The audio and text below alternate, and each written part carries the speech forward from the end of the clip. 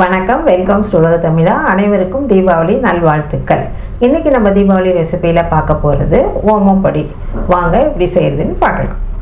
ஓம்படி செய்கிறதுக்கு இப்போ 1 table spoon ஓமம் எடுத்துருக்கோங்க. இதை நம்ம மிக்ஸி ஜாரில் சேர்த்துக்கலாம்.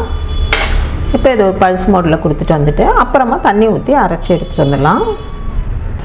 இப்போ ஒரு சுற்றி எடுத்துகிட்டு வந்தாச்சுங்க. இது கூட இப்போ நம்ம தண்ணி சேர்த்து அரைச்சிக்கலாம். இப்போ நல்லா அரைச்சி எடுத்துகிட்டு வந்துடலாம். இப்போ நல்லா அரைச்சாச்சு. இதை ஒரு வடிகட்டி எடுத்து வச்சிடலாங்க.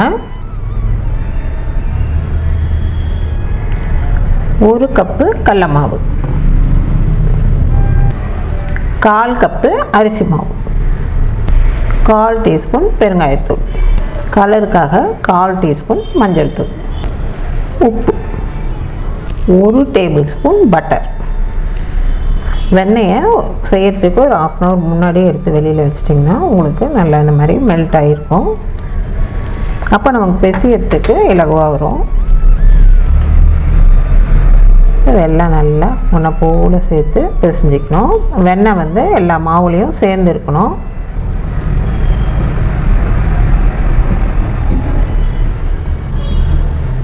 இப்போ எல்லா மாவில் ஒன்றை போல் சேர்ந்துடுச்சு. இப்போ நம்ம ஆல்ரெடி வடிகட்டி வச்சுருக்க ஓம தண்ணியை கொஞ்சம் கொஞ்சமாக ஊற்றி பிசைஞ்சிக்கலாம்.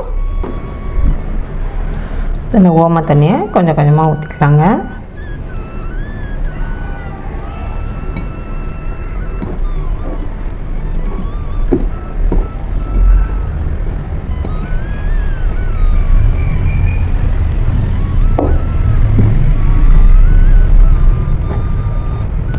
நல்லா பிசைஞ்சிக்கலாம். இப்போ நல்லா பிசைஞ்சாச்சுங்க. இப்போ நம்ம எண்ணெய் கடாயில் பொரிச்சு எடுத்துக்கலாம். இப்போ இந்த அச்சில் மாவு போட்டாச்சுங்க. இப்போ நம்ம ஓம்படி பிழிஞ்சு எடுத்துடலாம்.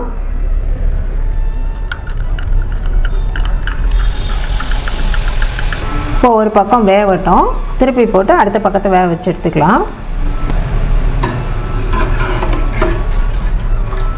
நல்லா வெந்துருச்சு. அடுத்த பக்கத்தை திருப்பி போட்டாச்சு. இந்த பக்கமும் வேகட்டும். இப்போ எண்ணெயோட சலசலப்பு முழுமையாக அடங்கிடுச்சுங்க. அவ்வளோதான், வெந்துருச்சு. இது ரொம்ப குயிக்காக வெந்துடும். எடுத்துடலாம். இவ்வளவுதான், நமக்கு சுவையான ஓமப்பொடி ரெடி. ஓமப்பொடி சூப்பராக ரெடி ஆகிடுச்சிங்க. நீங்களும் உங்கள் வீட்டில் இதே மாதிரி செஞ்சு பார்த்துட்டு உங்கள் கருத்துக்களை எங்களுக்கு தெரியப்படுத்துங்க. இந்த வீடியோ பிடிச்சிருந்தா வீடியோக்கு ஒரு லைக் கொடுத்துட்டு அப்படியே உலக தமிழ் சேனலை சப்ஸ்கிரைப் பண்ணி வச்சுக்கோங்க. தேங்க்யூ.